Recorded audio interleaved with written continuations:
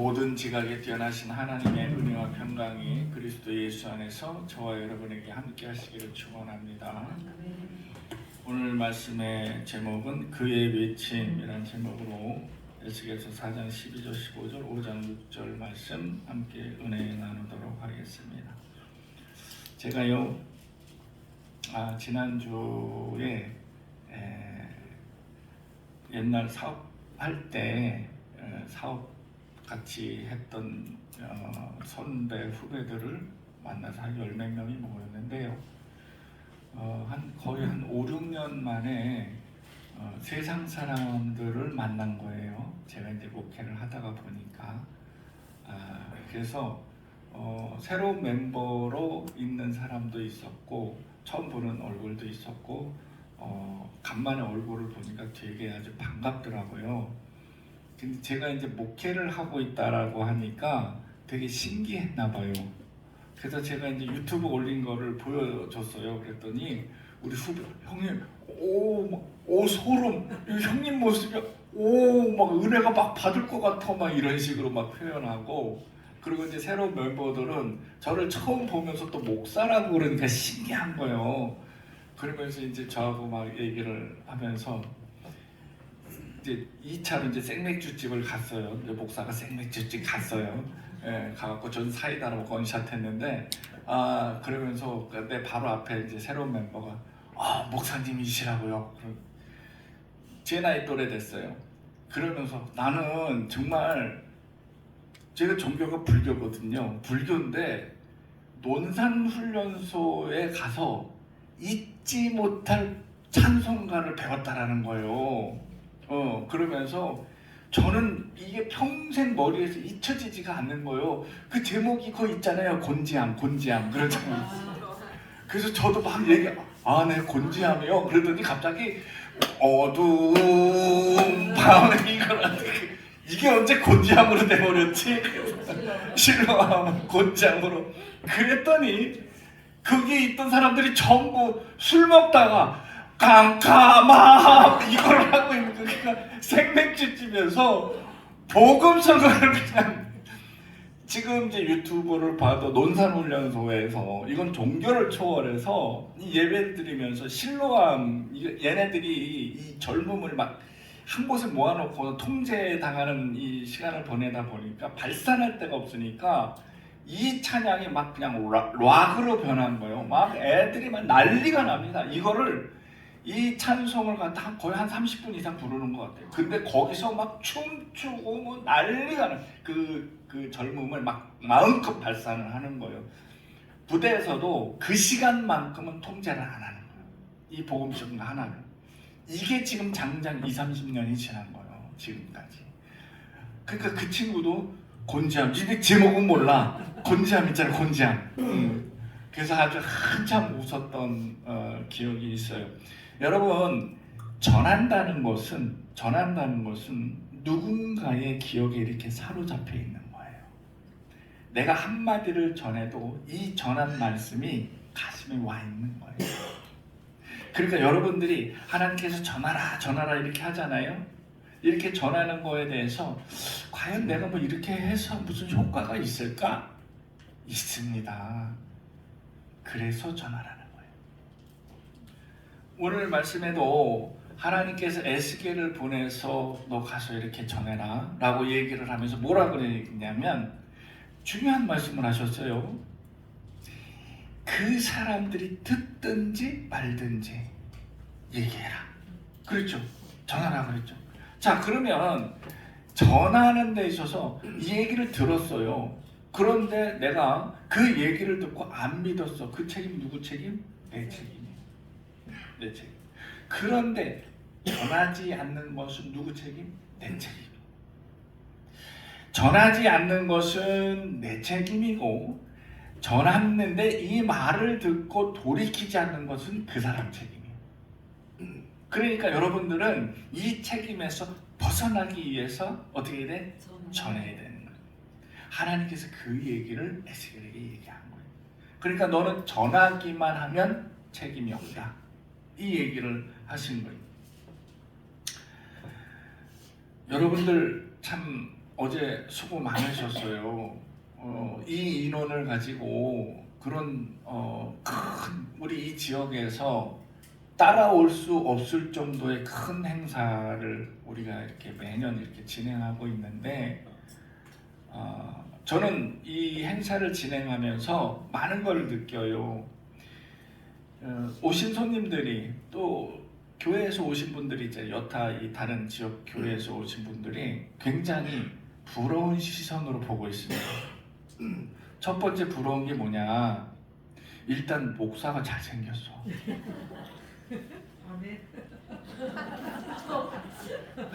아멘이 한 사람밖에 안 남았어 지금.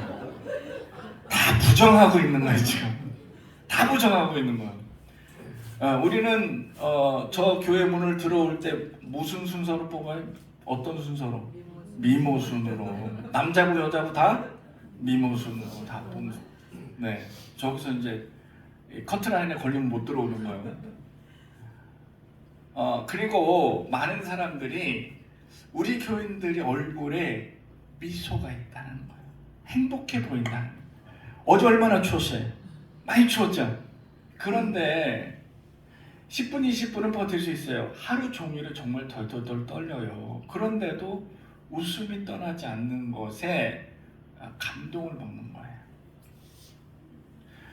그리고 막판에 이제 우리 동기 목사님하고 우리 최영락 선교사님 오셨잖아요. 그분들도 얘기하는 게 교회는 저도 늘 말씀드리잖아요. 교회는 30%가 움직이는 거예요. 나머지 70%는 뭐예요? 관망. 멀찍이서 팔짱 끼고 바라보고 적극적으로 나서는 사람은 30%예요. 근데 우리 교회는 몇 프로? 95%. 100%. 떡 줬잖아. 아니 자기 남편은 왜 저렇게 깎아내리는지 모르겠어. 그 떡볶이 떡 안 줬으면 떡볶이 했을 것 같아요? 그것도 방앗간에서 간 나온 쌀떡볶이로 그냥 쫄깃쫄깃하게 그걸 왜 인정을 안 하시는 거예요? 거참 희한한 성격일세. 오늘 가서 좀 혼 좀 내주세요 임 집사님. 몇 프로? 이게 강제적으로 100%로만. 아니 정말 100%예요. 정말. 그 중에 여러분들 생각에 어제 정말 제일 수고한 사람이 누구인 것 같아요? 나 설교 안 해. 제일 고생한 사람이 누구인 것 같아요? 그렇지. 그 다음에 두 번째는? 아니야. 제일 수고한 건 누구? 네. 두 번째 수고한 건 다. 그래요. 이제 가스레이팅 가는 거야 이제. 여러분 정말 수고 많으셨어요. 우리 교회는 30%가 아니라 100%가 다 참여를 하십니다. 저는 그게 하나님께 너무 감사드려요. 정말 내가 누구한테 보이고자 하는 것도 아니고 드러내고자 하는 것도 아니고 누구를 할 것도 없이 전부 100% 다 참여를 하시니까 우리 고영재 원사님 같은 경우에는 아침에 김장하고 저녁 때 두 분이 오셨어요. 그랬더니 참 뭐 장모님네만 그랬어? 우리도 그랬는데 라고 하는 집이 또 있어요.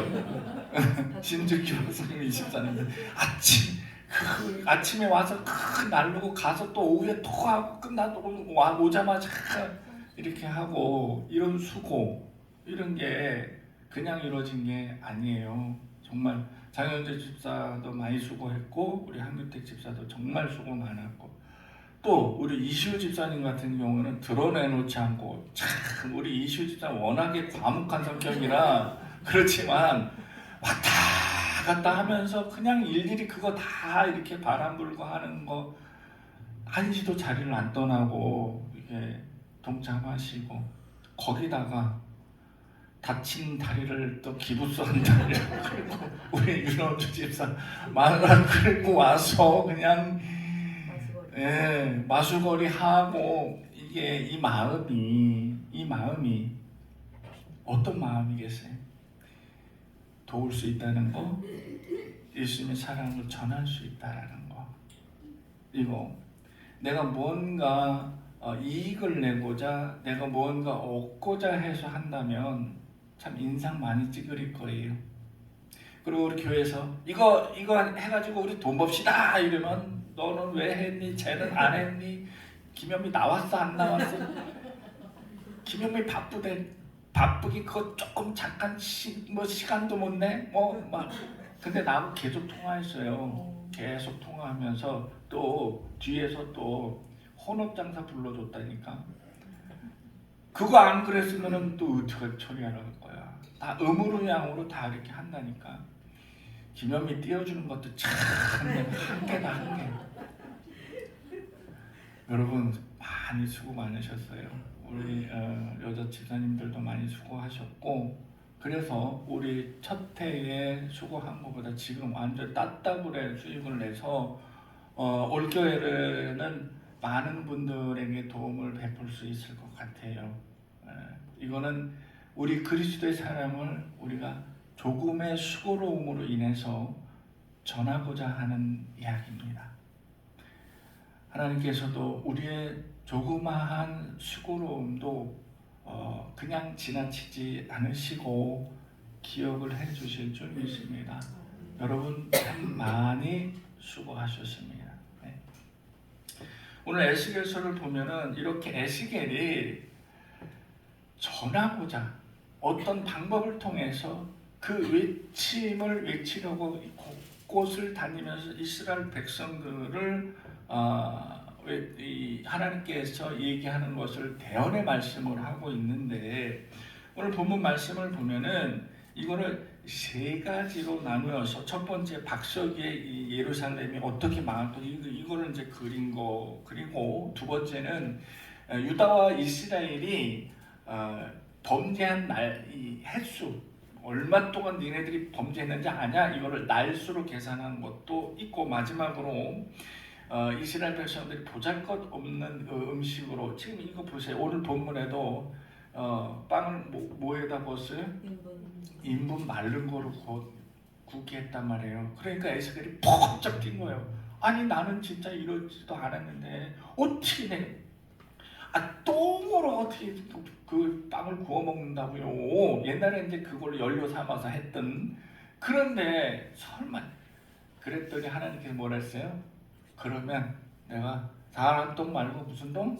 소똥으로 하는 것까지는 내가 허락해 줄게 라고 했던 장면이 오늘 말씀에 이렇게 그렇게 그럴 정도로 지금 심한 지침 가운데 있다라는 것입니다. 그래서 하나님께서 범죄한 이 유다와 이스라엘에게 분노하는 이유는 뭐냐면 우상숭배예요. 그런데 이 우상숭배의 도가 어디에 나오냐? 믿지 않는 이방 사람들보다 도가 지나치게 그렇게 다닌다는 거예요. 그러니까 말도 안 되는 거예요.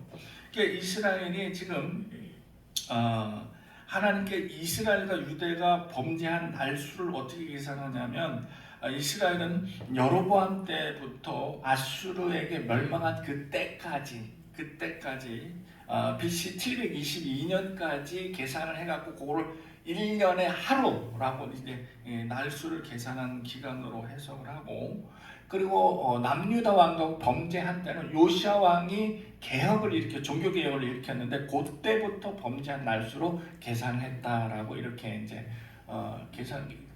이런 식으로 계산을 해서 이거일 것이다라고 하는데, 성경에는 정확한 언급이 없어요. 우리가 그러지 않을까라고 추측을 하고 있는 것인데, 사실은 뭐 이렇게 저렇게 해서 계산한 이런 해석들이 중요한 것이 아니라 기록된 말씀으로 보자면 어떤 의미를 갖고 있냐면은, 너희들은 하나님께서 택한 백성이야. 그것을 이 사람들 무슨 사상을 갖고 있다래요? 선민 사상이라고 얘기했잖아요.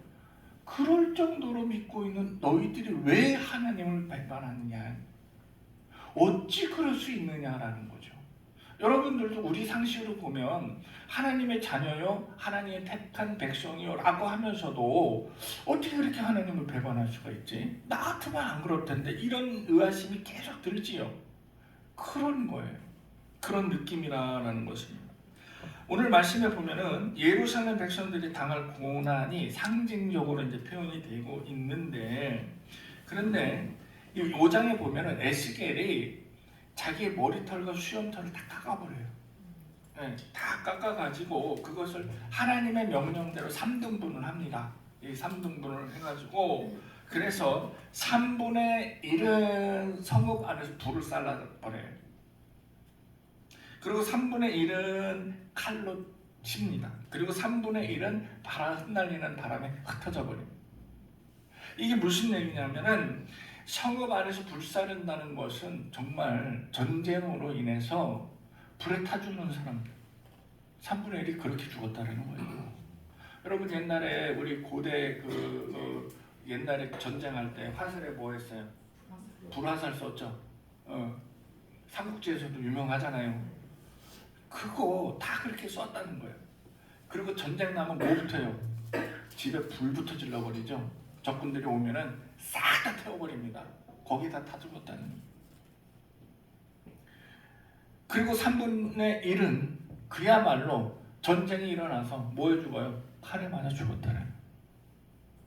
나머지 3분의 1은 이 불길도 피하고 이 칼날도 피한 사람들이 뿔뿔이 흩어져 버렸다는 거예요. 혼비백산해서 뭐 챙길 게 있어요? 일단 내가 걸어만 날 살려라. 나는 살아야 될 거 아니야. 애 들쳐업고 무조건 안만 향해서 뛰는 거예요. 뭐가 안 보일 때까지. 적군이 안 보일 때까지. 여기가 어딘지도 몰라. 방향이 어딘지도 몰라. 그냥 뛰는 거예요. 왜? 살기 위해서. 이런 사람들이 사방으로 흩어지는 3분의 1은 불에 타 죽고 3분의 1은 칼에 맞아 죽고 3분의 1은 흩어져 버리는 이런 말씀을 하나님께서 해주시는 너희들이 지금 그런 고난을 당할 것이다 라는 것을 에스겔의 입을 통해서 그런 징계를 받을 것이라 명령하고 있습니다. 예루살렘은요 다윗 때부터 예루살렘 성으로 입성을 했잖아요. 그래서 예루살렘은 영광의 위치에 있었다라고 사람들이 얘기를 하고 있어요. 그래서 이 예루살렘에 사는 사람들은 이스라엘 사람들이 뭐라는 우리는 하나님의 선택된 백성이야. 1등 시민. 그런 우월성, 교만성 이런 것들이 자리하고 있었다는 예루살렘이 예루살렘으로 되게 된 것은 이게 그 안에 살고 있던 이스라엘 백성들이 잘나고 똑똑하고 IQ가 높고 능력 있고 재능 있고 이래서 모두가 다 다윗 같고 이래서 예루살렘이 된 게 아닙니다. 이것은 뭐요? 온전히 하나님의 계획, 하나님의 긍휼하심, 하나님의 베푸심이었다라는 것입니다. 5장 5절에 보면은 하나님께서 예루살렘을 이방인 가운데 두어서 열방에 둘러싸이게 만드셨다라고 얘기를 해요. 이게 뭐냐면 이 또한 하나님의 계획이었다. 열방에 여러분 이 이스라엘을 고대 이스라엘의 지도를 보세요. 밑으로는 뭐가 있어요? 밑으로는 이집트가 있죠. 위에로는 북방 민족에는 아수르, 바벨론, 메소포타미아 이게 다 지치고 있잖아요. 그 역사적으로 강대한 국가에 요만한 손가락만한 이스라엘이 딱 중간에 버티고 있는데 이 중간에 버티고 있는 게 뭐예요? 길목이요. 남과 북이 이를 지나지 않으면 안 되는 거예요.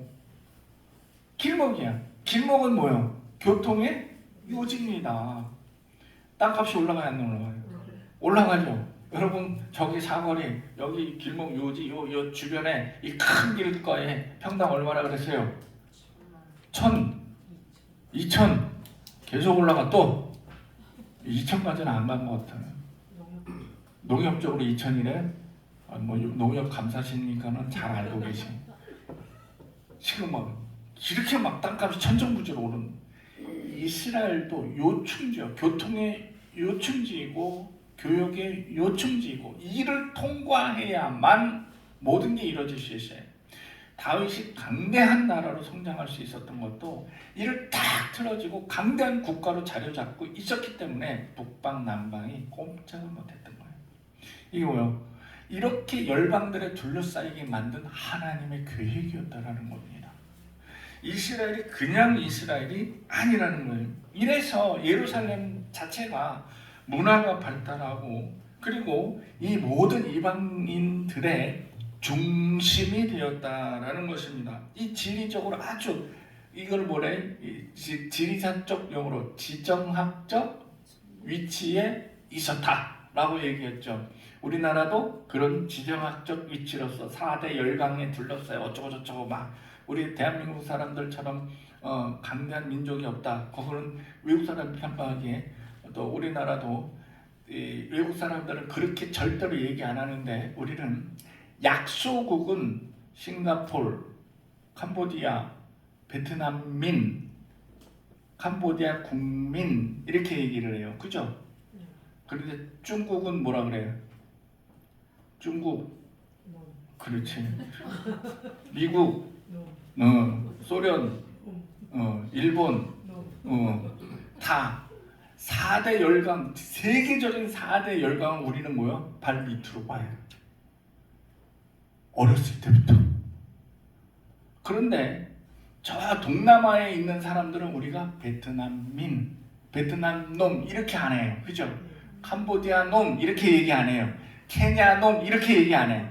케냐민, 베트남민 이렇게 얘기하지. 근데 중국 놈, 일본 놈, 소련 놈, 미국 놈 다 이렇게 얘기해.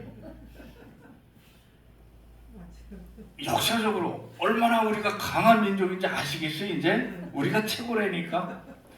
이스라엘 역시도 이런 나라는 요만해도 이 중심에 있었기 때문에 다 바라를 본 거예요.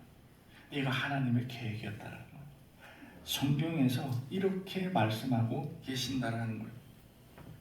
하나님께서는 예루살렘을 이방을 위한 구원의 빛으로 계획을 하셨어요. 그래서 이방 사람들을 다 구원하려는, 그래서 이스라엘의 역할이 뭐예요? 제사장 나라였던 거예요. 제사장 나라. 하나님 분명히 너희는 제사장의 나라다라고 했지 너희가 선택된 선민이다라고 얘기하지 않으셨다라는 거예요. 분명한 임무를 주셨어요. 제사장 나라. 제사장 뭐예요? 많은 이들을 위해 대신 하나님께 제사 드려야되는 이런 역할을 감당해야 된다라는 것입니다. 이게 바로 열방을 구원할 수 있는 구원의 빛으로 작동하고 작용하고 있다라는 사실입니다. 이게 바로 어두운 세상을 비치는 빛의 역할을 할 수 있게끔 만들어 준 거예요. 그런데 이 예루살렘 자체가 그래서 이 사람들이 거룩한 도성이라 이렇게 불렀다는 말입니다.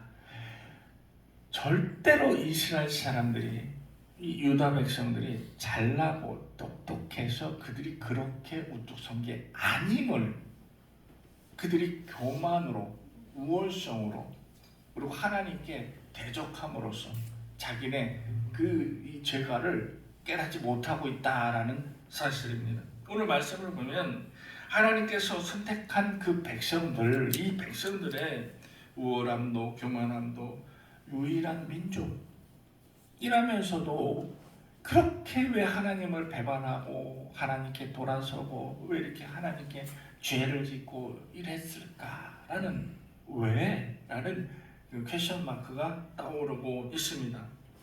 그런데 이런 말이 있어요. 여러분, 우리끼리 하는 얘기지만 배려가 계속되면 그게 뭔 줄 안다? 권리인 줄 안다. 바로 이 사람들에게 적용되는 얘기였습니다.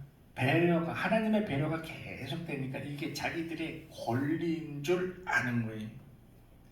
그런데 이것이 바로 인간의 속성입니다. 인간의 속성. 그래서 우리 오늘 말씀 주인공인 이스라엘 백성들에게 바로 이 말이 적용이 되는 거예요. 하나님의 배려가 계속되니까 저들이 무슨 권리를 갖고 있는 것처럼 하나님께도 막 내놓으세요. 내놓으시라니까. 내 거를 주시라니까. 이렇게 얘기를 하고 있는 거예요. 당당하게. 그런데 이게 왜 잘못됐느냐? 이게 자신들의 잘못을 잘못으로 생각하지 않는 문제를 낳게 된 거예요. 너무 당당하게. 내가 뭘 잘못했는지 몰라. 그냥 그런 줄 알아. 뭐 늘 그렇게 해왔던 거니까. 깨닫지를 못하는 거예요. 이게 뭐요? 하나님의 배려가 계속 되니까 이게 자기 권리인 줄 알았던 거예요. 자신의 잘못들을 깨닫지 못하고 있었던 거예요. 이 밖에서 보면 흠이 다 보입니다. 그죠? 숲을 바라보면은 안에서 보라 그랬어요? 밖에서 보라 그랬어요? 밖에서 보라고. 숲을 볼 때는 밖에서 보라 그랬어요. 밖에서 보면 흠이 보이는데 그 안에 들어가면 흠이 보이지 않습니다. 여러분, 이단에 왜 빠지는 줄 아세요? 그 안에 들어가 있기 때문입니다. 그 안에 들어가 있기 때문에. 저도 옛날에 아주 한창 젊었을 때에 이단 비스무레 한데 빠질 뻔했습니다. 이단은 아니고 이단 비스무레한, 거기는 정말 기도원인데 조그만 규모의 기도원인데 이거 신유은사를 받았다고 이렇게 해가지고 거기에 오는 사람들을 완전히 가스라이팅하면서 그러면서 예배를 드리면서 이게 나중에 이렇게 생각해보니까 교주야. 완전히 이거는 뭐 자기 말이 법이고 성경 해석도 멋대로 하고, 근데 너무 젊은 나이에 모르니까 그게 그런 줄 아나 보다.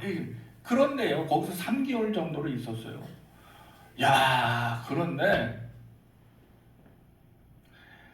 그 안에서 하는 명령은 어떠한 명령이라도 다 수행할 수 있는 거예요.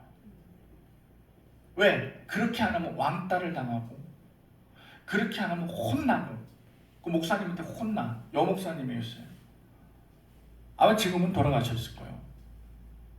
근데 나중에 이 사람이 자꾸만 변질이 되는 거예요. 거기에 막 이렇게 재미를 느끼는 거야. 뭐 사람들이 순종하니까 막 그냥. 그리고 거기 오는 사람 대부분이 말기암 환자들, 병원에서 포기한 사람들, 이런 사람들이 들어오니까 지푸라기라도 잡아야 되겠다는 심정으로 내 말 안 들으면 죽어 이러니까. 그러니까 거기에서 정말 이것저것 많은 경험들을 했습니다. 그 안에서는 벗어날 생각을 못해요. 이게 잘못됐다라고 보따리 싸고 나오면 되잖아.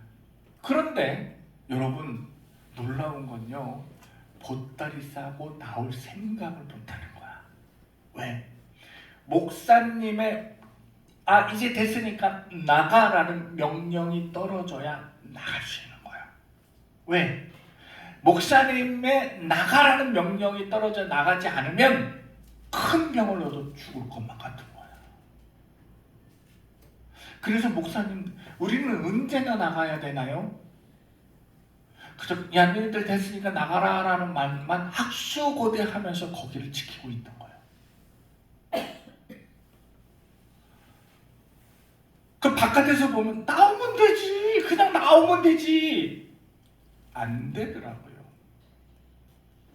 그런데 우리와 똑같이 같은 나이에 있던 젊은 분들이 몇 명이 어울려서 막 기도하고 막 이러는데 이 양반이 기도를 못하게 하는 거예요. 우리가 막 릴레이 기도하고 막 마라톤 기도하고 막 이렇게 했는데 그거를 나는 그래서 목사가 성도들이 기도한다고 했는데 기도를 막는다는 건 이건 아니다. 이건 아니지. 그리고 어느 날 갑자기 맨날 부흥회 다닌다고 막 돌아다니고 막 이러는데 갑자기 자랑스럽게 뭐라고 하냐, 어제는 내가 거기 성전에 이 목사들 앉는 그 의자에 꿇어 엎드려가지고 기도했다고 자랑스럽게. 그럼 그동안 기도 안 했다라는 얘기예요. 목사가 기도가 없다라는 얘기예요. 저는 그 두 가지 충격을 받아서 이건 아니다. 그리고 보따리 싸자. 과감하게 나왔습니다. 그때 젊은 사람들이 다 나왔어요. 이건 아니다. 작당하고 다 나와버렸습니다. 그런데요, 제가 느낀 거는 안에 들어가니까 어찌할 수가 없다라는 거예요. 바깥에 있으면 흠이 보여요. 안에 들어가면 흠이 느껴지지가 않아. 그런 겁니다. 지금 이스라엘 백성들이 그래요. 자기네들끼리 그렇게 있으니까 못 느끼는 거예요. 모르는 거예요. 에스겔의 첫째 예침은 이스라엘의 멸망의 예언이었습니다. 그럼에도 불구하고 이스라엘 사람들은 그 현실을 자각하지 못했습니다. 우리는 오늘 말씀을 보면서 이스라엘처럼 이 잘못에 빠지기 이전에 그 잘못된 길로 들어가지 않는 것이 최선의 방법입니다. 괜히 거기 들어가서 잘했네 못했네 눈물 찔찔 흘리고 어쩌고 저쩌고 하기보다 내가 그 길로 들어가지 않는 것이 최선의 방법이에요. 이제는 하나님께서 나에게 말씀을 주셨으니까 나는 이제 하나님을 몰라요 하기보다는 하나님께서 나에게 어찌해 주실 것인가 기대를 가지면서 하나님께 무릎 꿇고 기도하는 것이, 하나님 참 감사합니다, 나를 좀 봐주세요 라고 하는 것이 가장 현명한 자의 외침이고 모습이라는 것입니다. 누군가 옆에서 에스겔의 외침을 들었을 때는 이미 때가 늦었습니다. 지금 이스라엘 백성들에게 에스겔이 외쳤을 때 이스라엘의 현실을 보세요. 이미 때는 늦었던 거예요. 멸망을 당하고 있었던 거예요. 그럼에도 불구하고 하나의 외침이 있었던 겁니다. 여러분, 우리는 누군가 에스겔의 외침을 듣기 이전에 그 길로 빠지지 않고 바로 설 수 있는 저와 여러분이 되시기를 주님의 이름으로 축원합니다. 아멘. 기도하겠습니다.